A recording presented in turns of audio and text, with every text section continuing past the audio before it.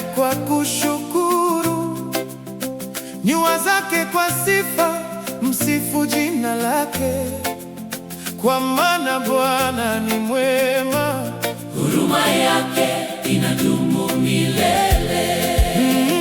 Mwimbieni Bwana kwa sababu ni mwema, huruma yake inadumu milele na milele.